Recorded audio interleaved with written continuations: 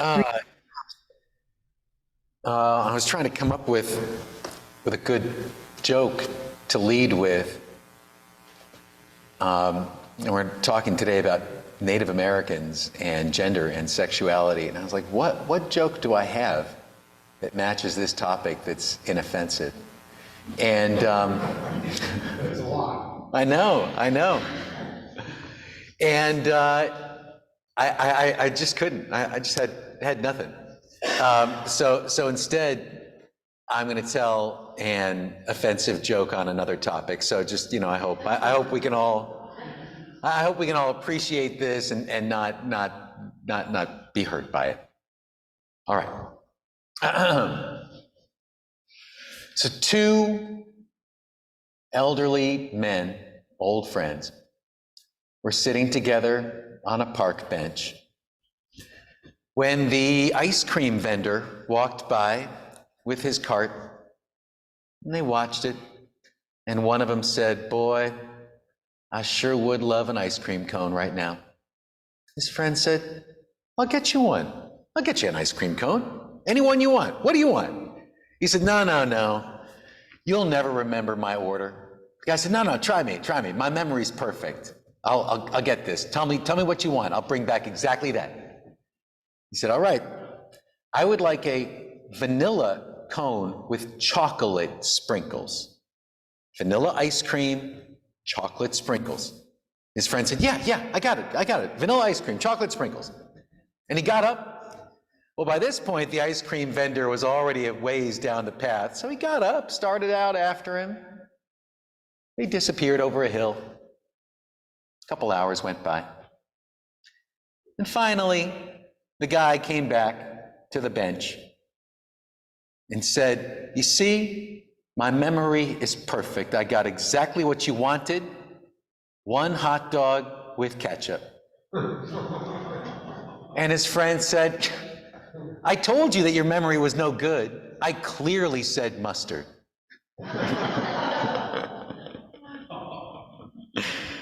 All right, okay. Good. So today we've got our usual brick wall, but we also have the brighter brick wall, which ties in with our topic today. Now, first of all, let's think about this. What? I'm in trouble? All right. So first of all, let's think about this. Open and affirming. This is an expression that we've heard a good deal in this last 10 years or so. And we have been making some progress in this last decade or so toward becoming an open and affirming culture. I'm not saying that we're all the way there, but we're getting somewhere.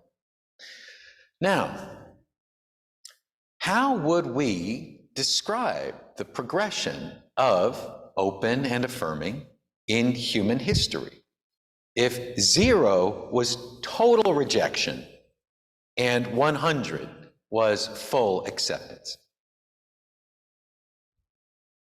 Now, if we were thinking about this, if we were to chart this by taking this last, let's say, 50 years, and we could say, well, in this last 50 years, we would start pretty low. And we would get somewhere, maybe we would get from like 5 to 60 in this last 50 years. And this could give us the sense that our kind of human cultural journey toward acceptance and affirmation of different genders and identities and sexualities has been kind of a long, staggered process beginning with 0 acceptance. However, when we look back at ancient history, when we look back at studies of ancient cultures, actually, what emerges would be something more like this. We would see that actually, in the ancient world, there was a greater acceptance of different genders and gender identities and sexualities, and that this actually would start out pretty high and then would drop, and then would really take a drop. Primarily with the rise of the religions of salvation in the last 2,000 or 3,000 years, which would be pretty recent in cultural history. Then we would see a sharp decline. We would see, a lot more rejection, and we would see gender roles becoming more rigid, really just in the last 2,000 or 3,000 years. When we think about LGBTQ issues in modern America, and I assume that we think of these as modern issues, things that are really coming to light, things that we are really hearing about, thinking about, debating about now in this last 50 years. Did these issues exist in ancient Western history? Did they exist in ancient cultures? And how would we know? One way that we would know is by looking through ancient documents, the Bible, for example, which does contain some commands. For example, that a man will not dress in women's clothing, and that a man will not engage in ritual prostitution, ritual sexual acts with another man. We see this in the Bible. We also see, if we were reading in the Old Testament of the Bible while the Jerusalem temple stood, we would see in the reign of King Hezekiah, all of the male prostitutes were evicted from the Jerusalem temple. That's kind of interesting, because during the reign of Hezekiah, the Jerusalem temple had been standing for 200 years. Does this mean that there had been homosexual male ritual prostitutes in the Jerusalem temple for 2 centuries before they were kicked out in the reign of Hezekiah? 100 years after that, during the reign of Josiah, again, the male prostitutes were evicted from the temple.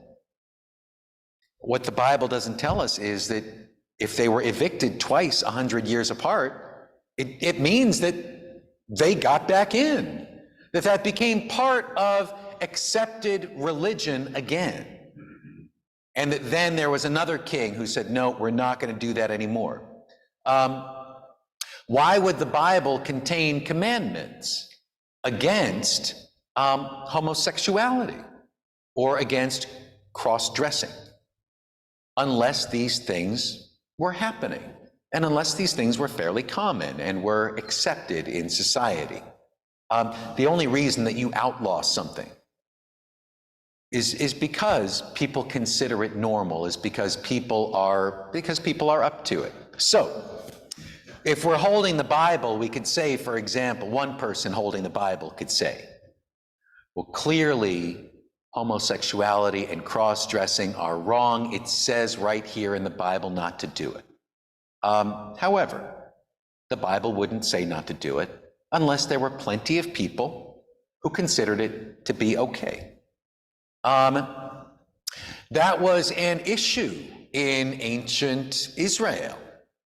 The Bible gives us one side of that issue. Obviously, there was another side.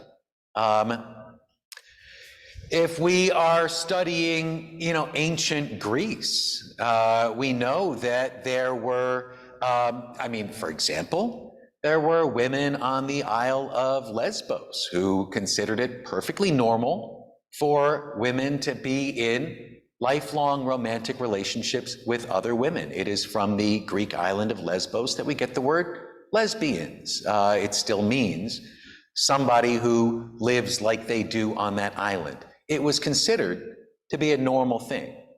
And of course, everybody knows that in ancient Greece and ancient Rome, ancient Sparta, it was considered to be a normal thing. It was an accepted thing for a man to have a male romantic partner in addition to or instead of a female spouse.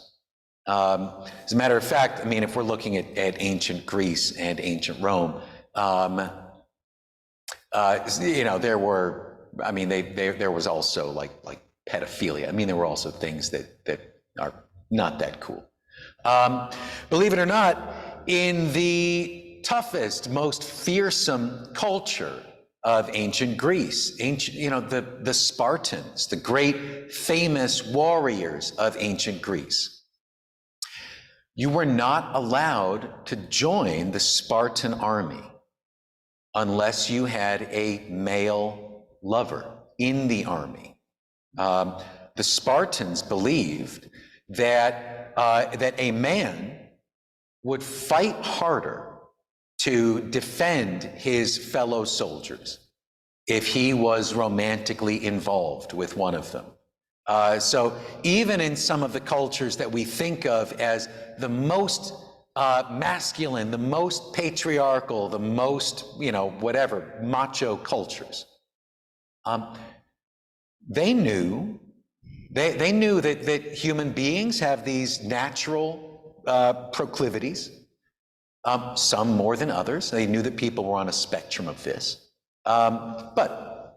So we know that in the ancient world, I mean, and if we were studying ancient Babylon, there again, we would see that there was a male priesthood who would wear women's clothing and sing women's songs, do women's dances in honor of the goddess Ishtar. If we were studying ancient Syrian culture, we would see that there was a male priesthood who would actually surgically change themselves. They would conduct, and I mean, this is back in the Bronze Age,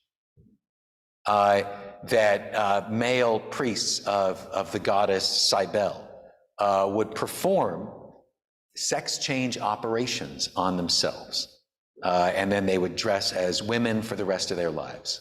So this thing, here again, if we took just the last 50 years and said, well, we've been moving from, rejection to some affirmation in the last 50 years, and therefore, if we go backwards from that, we're going back towards zero acceptance, zero affirmation. That would actually be false. We know that all over the ancient world, this was a common and accepted thing. There were a couple of cultures and a couple of times. Remember that the ancient Hebrews, the ancient Israelites, are known to be one of the more idiosyncratic cultures. So to say the ancient Israelites said, "Thou shalt not do this thing," well, we're talking about a very particular and a very, very idiosyncratic group of people who it just happened that their books became the Bible, which became very powerful in our very idiosyncratic culture. All right. Now that we've looked at some European and Israelite stuff, what we're talking about today is native North America. Now think about this.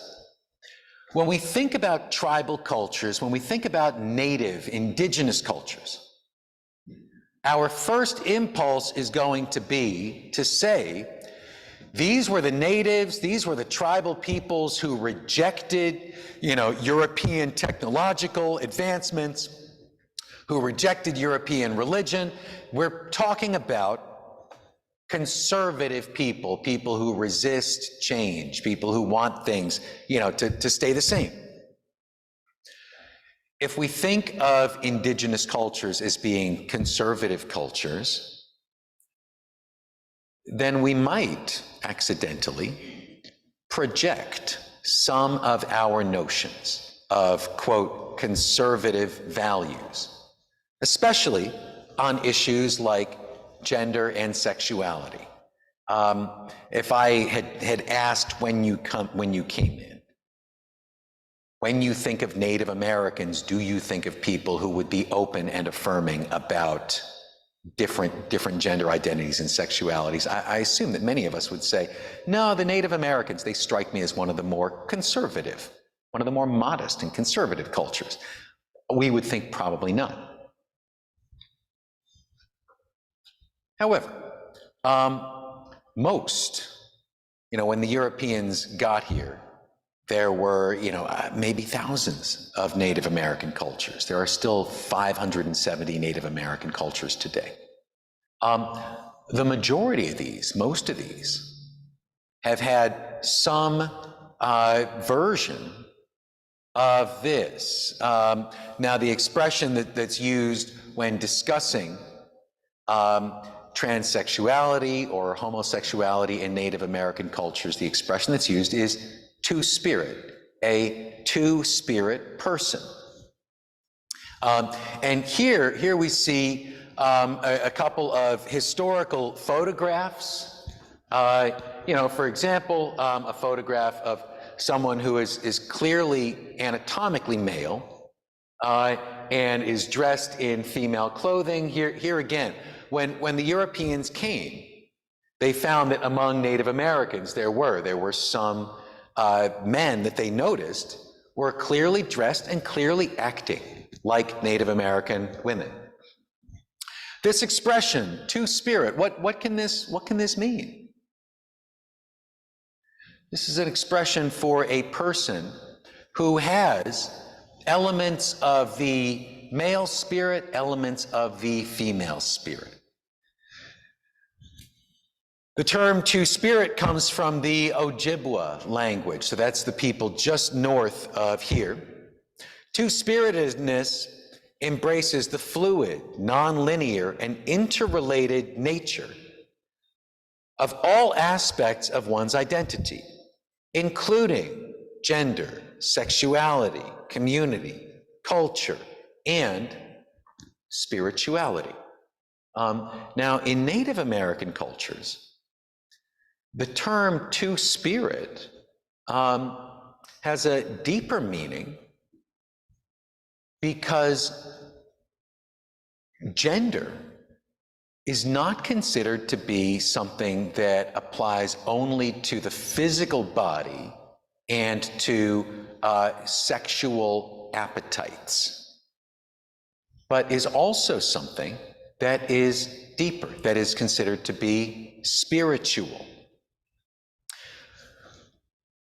Many of us grew up in a, Judeo-Christian culture in which nature, spirit, sexuality are divided from each other.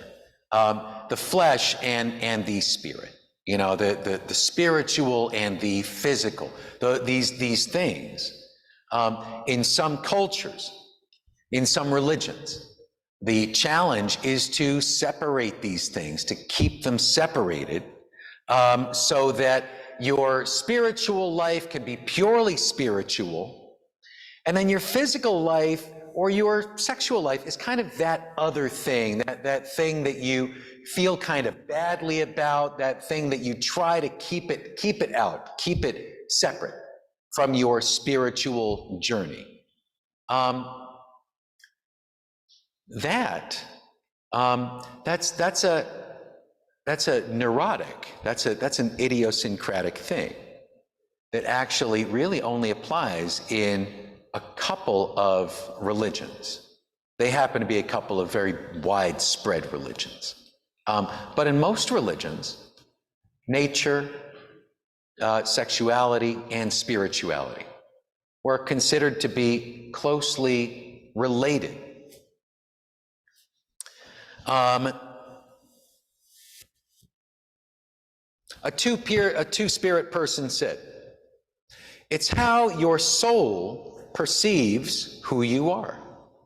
We occupy an inaccurate biological body, while our dominant spirit, our mentality, and being are of another individual and sex. I found this fascinating photograph of an indigenous person, and they're wearing a t-shirt that says this: "The Creator is two-spirit." What might be meant by this for a Native American to wear a shirt that says the Creator is two-spirit? I'm gonna open this up to you all. I keep answering my own questions here. I gotta let you all do some of the work. Yes. I was kind of like, Oh. why didn't it say three-spirit? Mm-hmm. The two being binary. Uh-huh. You got this whole, like, it can be either or, you can't be both. Mm-hmm. But there's more than either or. That's good. I would make it three-spirit. Yeah, that is a really fascinating observation, and as we'll see in a moment. Yes. He was saying, why does the shirt say that the Creator is two-spirit, as if it was a binary oppositional thing? Why doesn't the shirt say that the Creator is three-spirit? And I was responding, as we'll see in a moment, many Native American cultures do have three genders. Were you going to say something about the t-shirt? No, okay. Good. Well, what else? What else can be meant by this? Because this is kind of a poetic statement. We don't have to say that there's a right or wrong answer. What can it mean to say the Creator is two-spirit? Don't we sometimes think of the Creator as male? Uh-huh. Our religion kind of taught that. Good. This is good. In some religions, like, if you grew up in Christianity, for example, we think of the Creator as exclusively male, and as part of this kind of this all boys club of the Father, the Son, and the Holy Ghost. The Holy Ghost probably started out as a female entity, and then that just got changed. Well, one thing you could say is that maybe that guy that started off as a regular Christian and he got halfway to Unitarianism, got rid of 2, 1, and 3. Okay, that's good. That's good. Yes, maybe this is just working on that doctrine of the Trinity. In many Native American cultures, the Creator, like the great God, is known as the great mystery, the great mysterious, that which cannot be known. And that which is not just male or just female, but is actually, and I mean, this, we can even take it a step beyond that.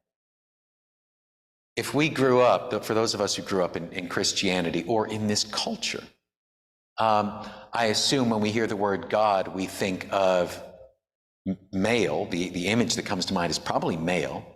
And that when we hear the word God, the image that comes to mind is probably a human image.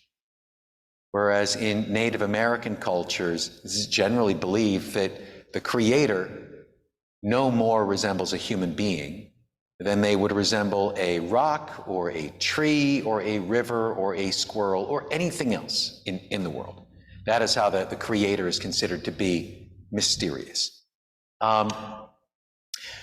In Native American cultures, the Creator is generally considered to be a genderless being, something that maybe has elements of male, elements of female. And this person wearing this shirt, they are affirming that the Creator is not just male or female, but has this gender fluidity.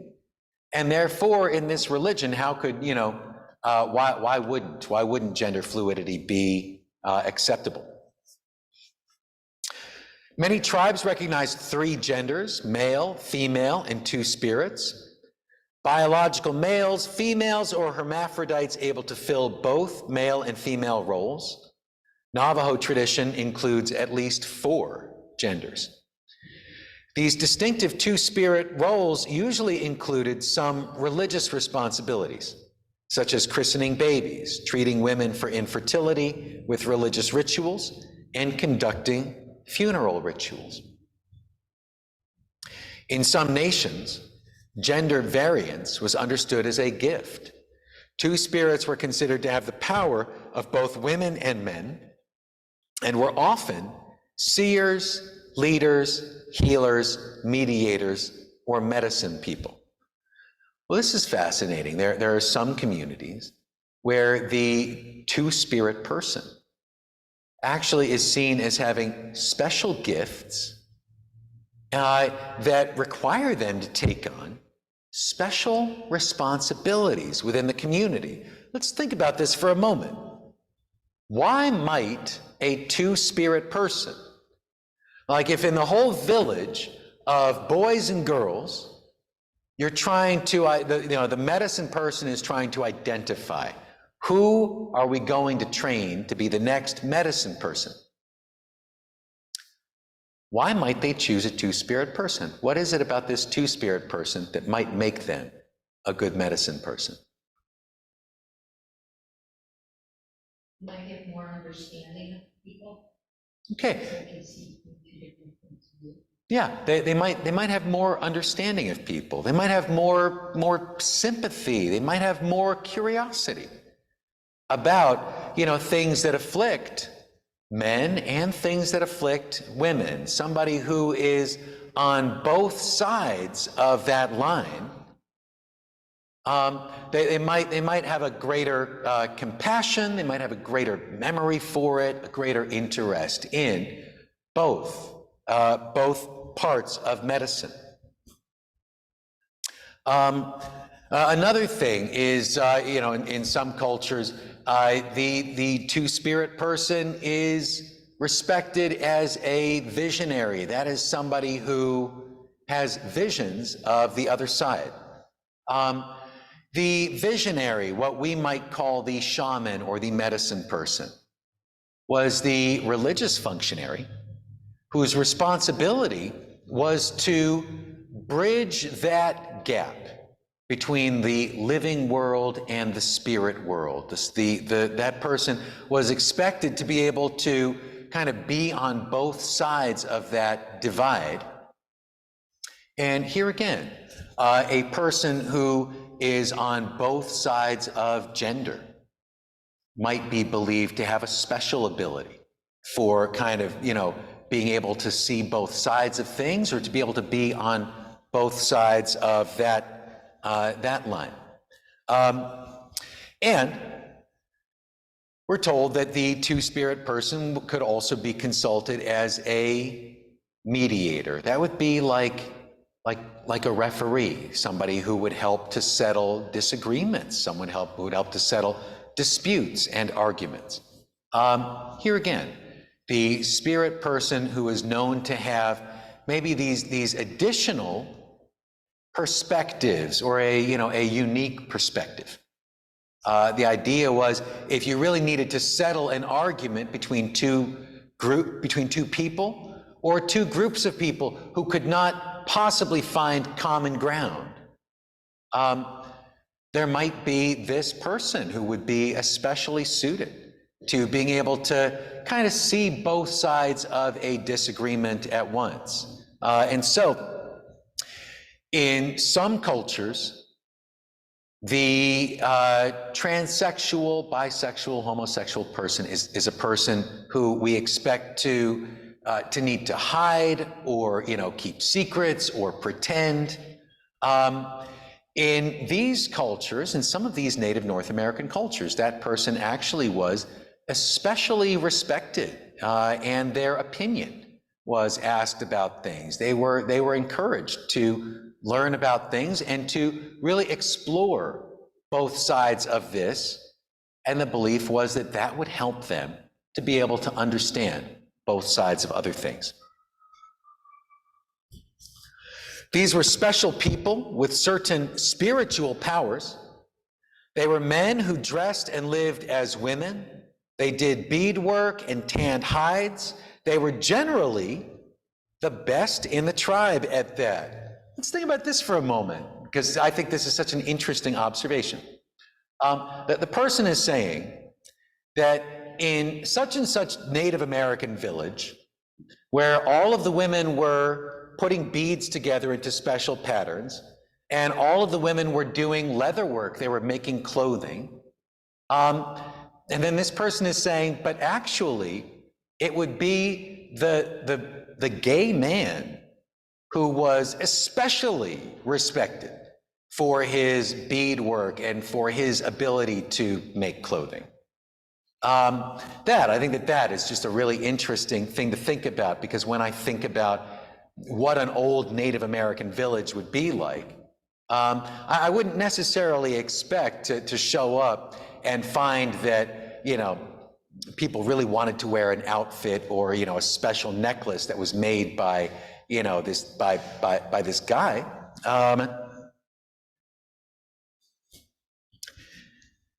In Navajo tradition, in the Navajo creation story, the first created humans lived in separate gendered camps. There was the men who were in one camp, the women were in another camp. And in this creation story, for a long time, the men were unaware that women existed, the women were unaware that men existed. In this story, some of the males fulfilled female roles in the male camp. Some females fulfilled male roles in the female camp. And then the two camps got together. In this Navajo creation story, we can see an affirmation of gender fluidity. The story tells us when it's just women for a long time, some of them are going to start doing things that are traditionally male. When it's just men for a long time, some of them are going to start doing things that are traditionally female, because a group of people does need both. In this way, the Navajo creation story can be seen as an affirmation of gender fluidity, that it is kind of as necessary, as needed. Some people are going to be able to kind of go, to either side of it. On the other hand, the same story does culminate with the merger of these two camps. And then in the story, the males all start to act really male, the females all start to act really female. They get together and they create a full community in that way. So in that way, the same story could be seen as an affirmation of of maleness and femaleness as something that's more exclusive. In the Navajo language, two spirits are known as Nadle, literally meaning one that changes. Navajos do not promote homosexuality, but in the event there is one who might be homosexual, they are not looked down upon or treated as bad people, but as special people who deserve respect. Now this Navajo word for a trans person, one that changes, it can be affirming because it affirms that there is something natural and spiritual about this. It can also be problematic. How could this be problematic, to refer to a trans person as one who changes? It implies that they started out as one thing and ended up as something else, instead of this is who they are. Yes, yeah, it implies, it's good. It implies that it's a person who started out as one thing, maybe decided to change into something else, and any day now might decide to change back, or might keep going back and forth. Whereas, trans identity is generally that a person's gender identity does not change, that it is always the same, it has always been that way, and it will always be that way. Somebody made this fascinating observation about transsexuality. He said, as embryos, we were women before we were men, so we believe that we have male and female sides. I find this really fascinating because we can forget. that all human embryos start out as female embryos, and then some of them undergo a chemical change and become, physically, biologically male. But then, if that person turns 13 and says, no, I really do think that I am female, well, that's biological. That shouldn't strike us as being very strange. The gender of an embryo. It happens. There's just this kind of chemical change that sometimes happens all the way, and sometimes happens part way. It turns out, living with a medical doctor, Elizabeth tells me that actually it's very common for newborn babies to be somewhere in between physically male and physically female. And that when babies are born, it is perfectly common that the doctors are ready to say, well, this one is mostly male, we're going to perform a surgery and just tip the scales all the way over there. Or this one is mostly female, we're going to do a little surgery and adjust that. Yes? Like hermaphrodite? Okay, yes, yeah, that would be. The expression hermaphrodite it's in this presentation because I'm quoting somebody. I think that expression is falling out of use. But yes, actually, a cross between like one physical form and the other. Hermaphrodite actually comes from the Greeks. It comes from a child of the messenger god Hermes, the love goddess Aphrodite, and they had this baby named after both of them, Hermaphrodite, who was both male and female. Anyway, all right, good.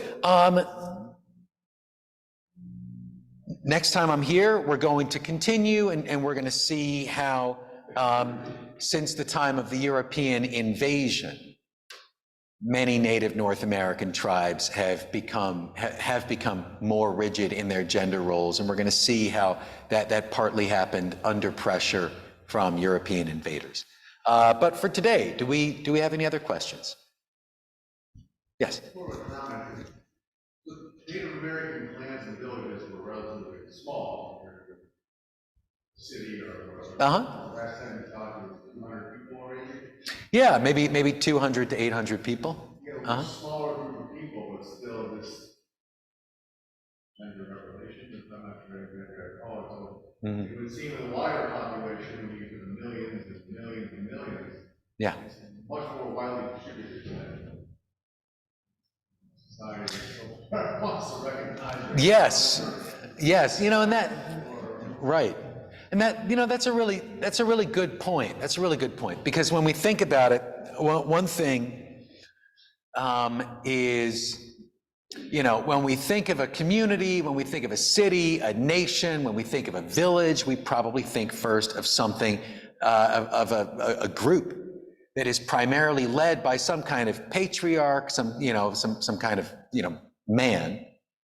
We can forget that in most Native American cultures, the primary decision makers were the grandmothers.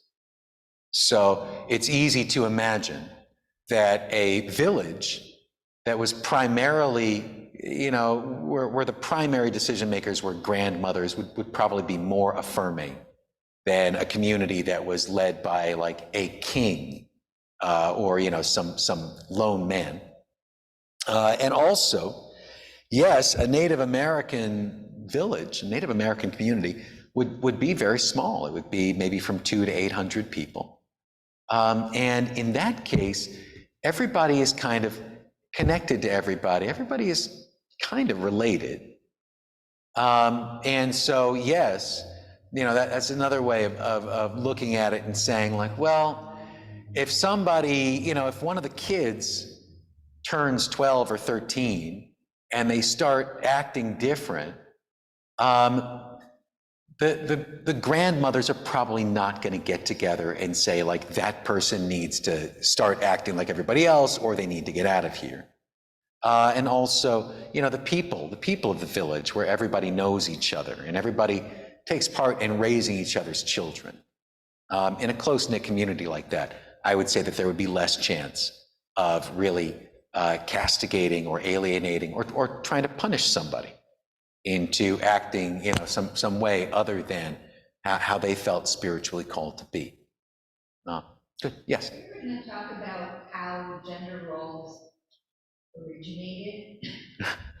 Why certain things are considered male and other things are considered Wow. for no good reason? Wow, that is. Why is it that Rosie Greer could do needlepoint and everybody thought that was weird? It's not weird. Yeah.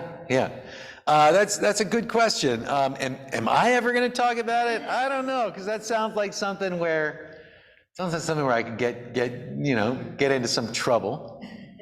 Because remember, when I get up here and talk about something, I talk about it for 20 or 35 minutes, so I got to come up with a lot of different things to say. And any one of those things could turn out to be really problematic. But it's a good question, and it's a really important question because, okay, now you say there are certain things about male, female gender roles that seem so random, that seem so like, why would somebody come up with this? That is not a question that I can answer. What I can say is this: we can look at cultures on different islands, cultures that developed completely in isolation from each other.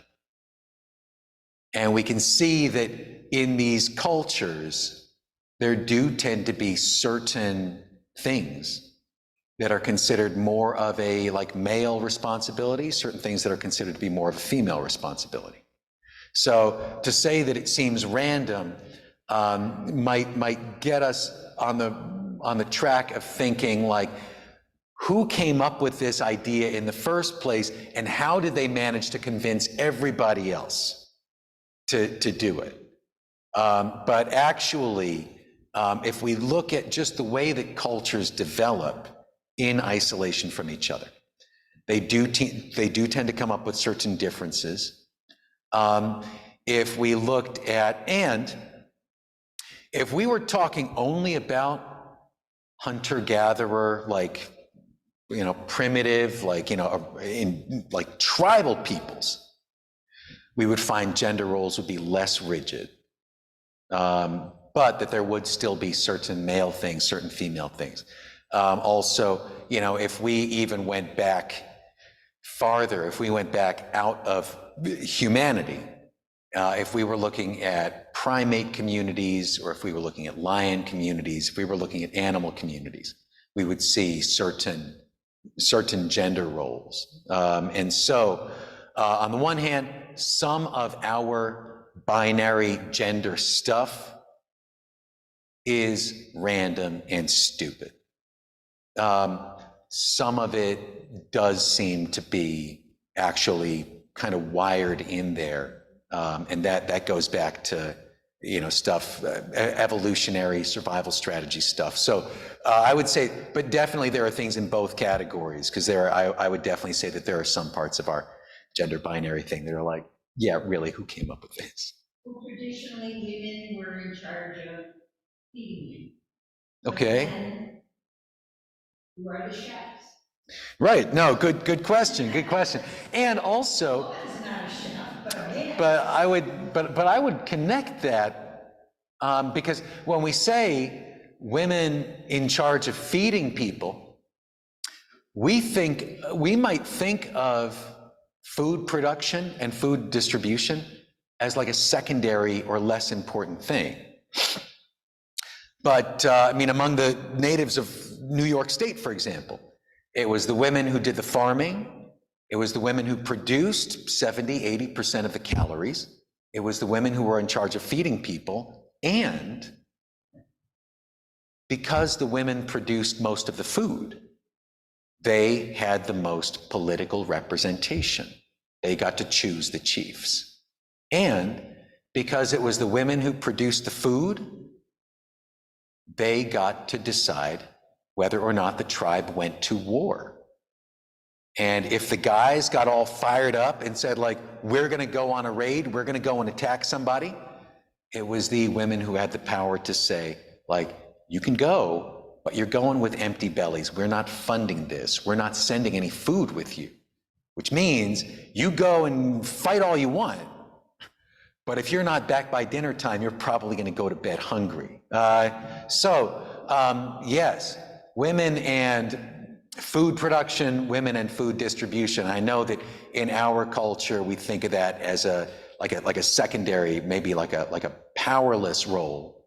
Actually, in many ancient cultures, it was something. I mean, the fact is, if there's no food, there's no people. If there's no food, there's no expedition. Like that actually has been used, you know, as a source of great power and authority.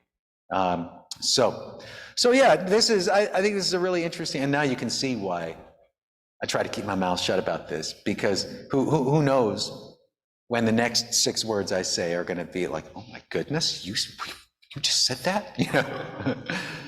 Okay, so, but like I said, we will continue next month with Native American gender and sexuality. So thank you very much.